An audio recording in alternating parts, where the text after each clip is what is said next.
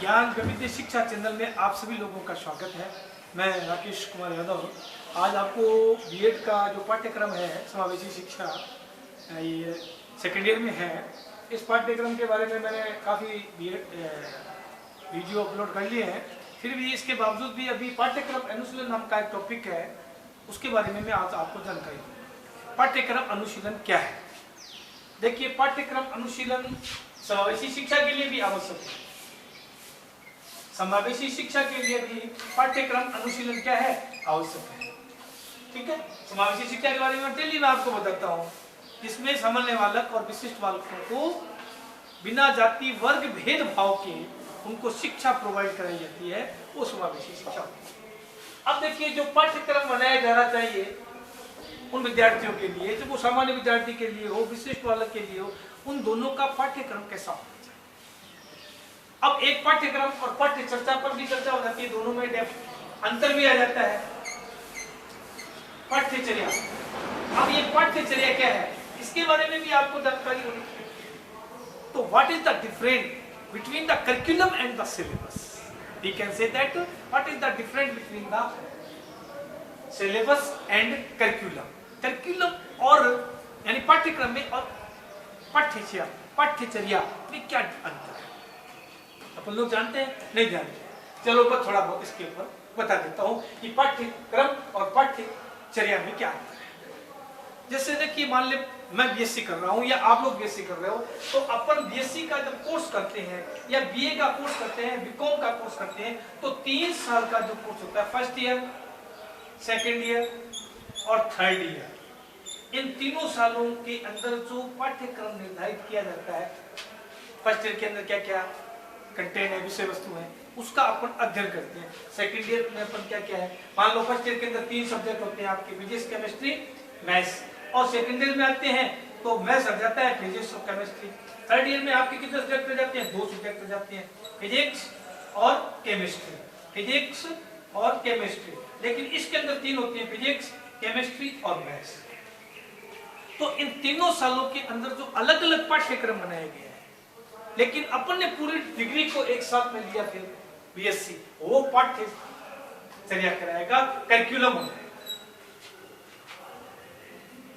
तो ये पाठ्यचर्या क्या है? निश्चित समय के अंदर किसी भी पाठ्यक्रम को अपन क्या करते हैं?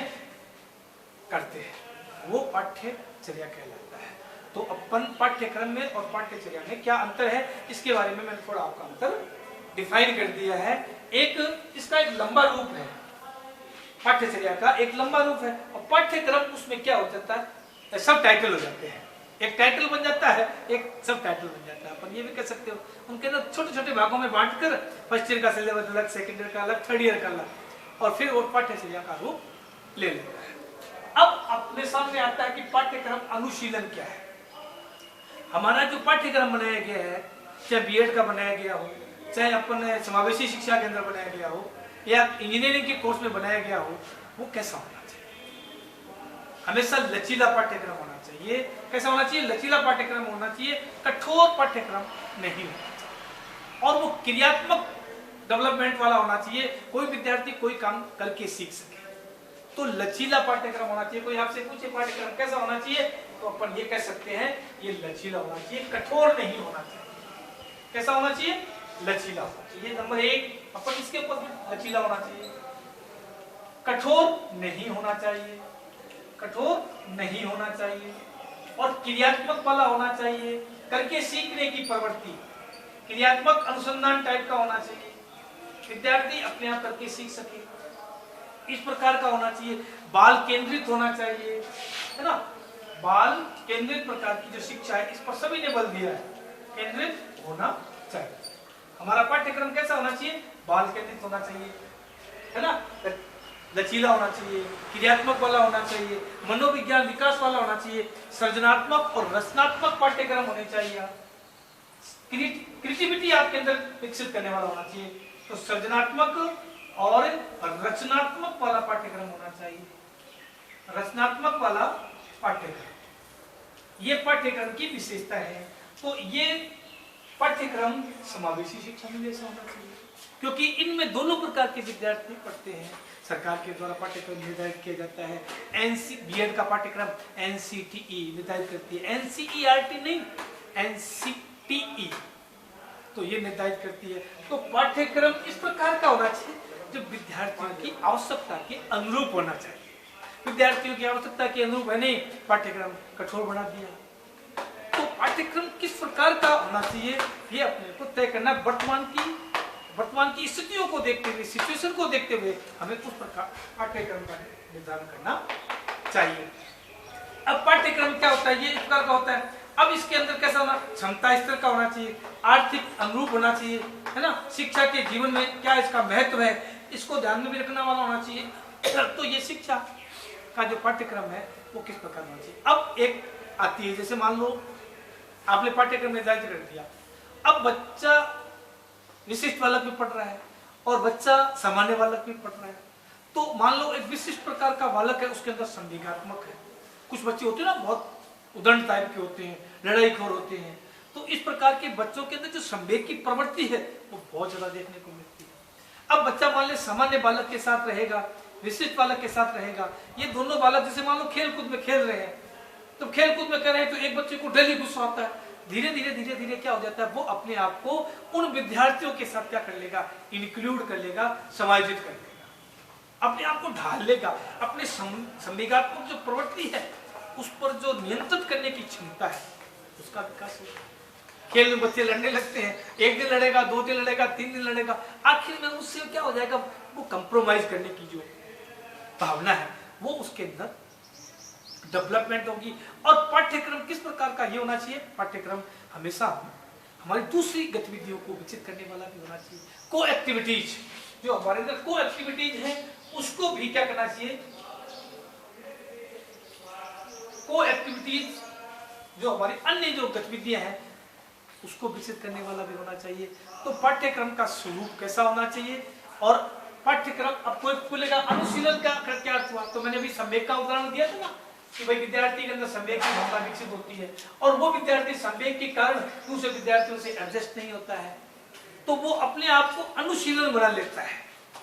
मैंने अभी उदाहरण दिया था आपको, तो वो अपने आप को क्या कर लेता है, सामान्य विद्यार्थियों के साथ अनुशीलन जो करने की जो प्रवृत्ति है वो उसके अंदर क्या हो जाती है, डेवलप हो जाती है, जिससे वो एक सामाजिक प्राणी भी बनता है और अच्छा नागरिक भी बनता है। तो ये सारी एक्टिविटीज पाठ्यक्रम के ऊपर निर्धारित होती है।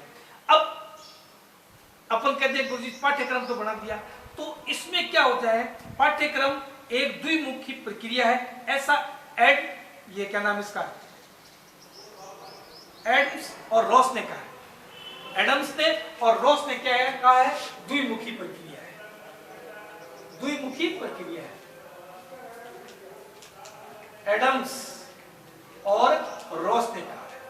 अब देखिए द्विमुखी प्रक्रिया ये किसने कहा, एडम्स ने कहा, और किसी ने कहा ये त्रिमुखी प्रक्रिया है, ये किसने कहा है, डीवी ने कहा है। अब अपन थोड़ा इस पे भी चर्चा कर ले कि पाठ्यक्रम तो बढ़ा दिया, अपन ने लचीला होना चाहिए, कठोर नहीं होना चाहिए, है ना, संवेगात्मक भावनाओं पर कंट्रोल करने वाला होना चाहिए, क्रियात्मक वाला होना चाहिए, तो ये सारी चीजें रचनात्मक वाला होना चाहिए, सृजनात्मक वाला होना चाहिए। अब मैंने क्या कहा, ये एक द्विमुखी प्रक्रिया है, द्विमुखी प्रक्रिया है। ये किसने कहा है, एडम्स और रॉस ने कहा है। अब रॉस ने, एडम्स ने क्या किया, इसको द्विमुखी प्रक्रिया बनाया है, जिसमें विद्यार्थी हो गए और शिक्षक हो गए। अब आप ये बताइए द्विमुखी प्रक्रिया सही है क्या? अगर मैं आपसे पूछूं, बिना पाठ्यक्रम के विद्यार्थी और अध्यापक, एक तरफ अध्यापक यहाँ पर खड़ा है और यहाँ पर विद्यार्थी खड़ा मान लो, अब मान लो अपने सामने कोई लक्ष्य ही नहीं, तो बताइए अध्यापक विद्यार्थियों को क्या शिक्षा प्रोवाइड कराएगा? क्यों? क्योंकि उसके सामने कोई लक्ष्य ही नहीं है, उसके सामने कोई पाठ्यक्रम भी नहीं है, तो ये केवल अपना टाइम पास करने के लिए अपने सामान्य जीवन की बातें करेंगे, एक लक्ष्य निर्धारित नहीं होना चाहिए। तो इस दोनों के बीच में एक चीज और होनी चाहिए, वो क्या होनी चाहिए, पाठ्यक्रम। विद्यार्थी भी हो और अध्यापक भी हो, और इन दोनों के बीच में क्या होना चाहिए, पाठ्यक्रम होना चाहिए। इसलिए इसे क्या कहा गया है, त्रिमुखी प्रक्रिया, ट्रिपोलर। क्या कहेंगे, ट्रिपोलर। Education is the ट्रिपोलर।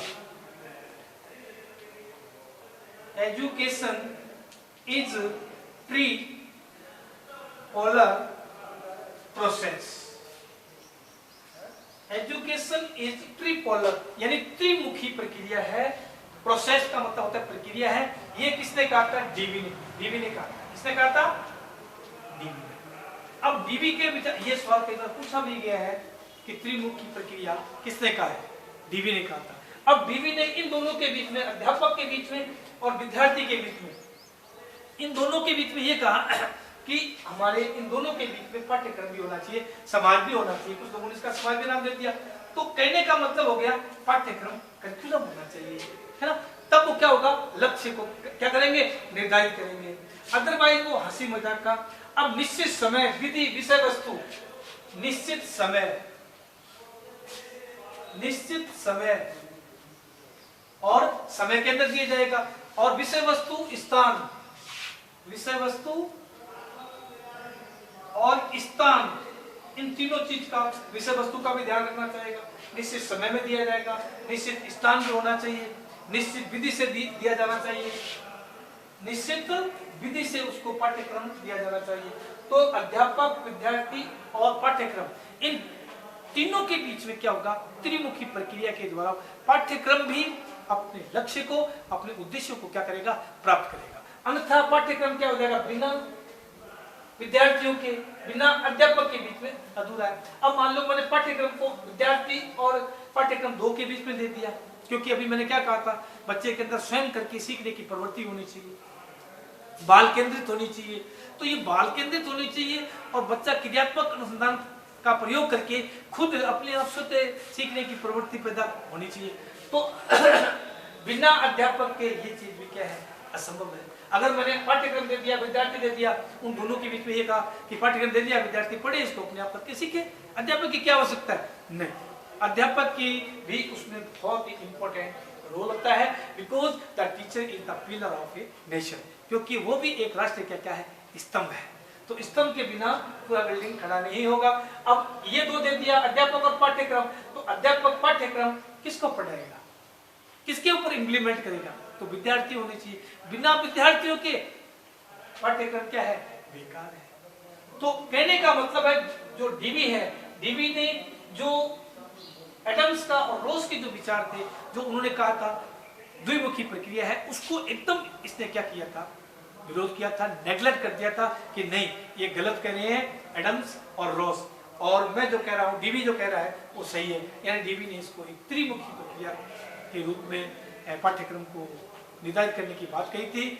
और वास्तव में जो डीवी का विचार है वो आज सफलतम विचारों में से एक माना जाता है। इसीलिए हमारा पाठ्यक्रम उन विद्यार्थियों के अनुरूप होना चाहिए जिससे वो सभी विद्यार्थी क्या करें?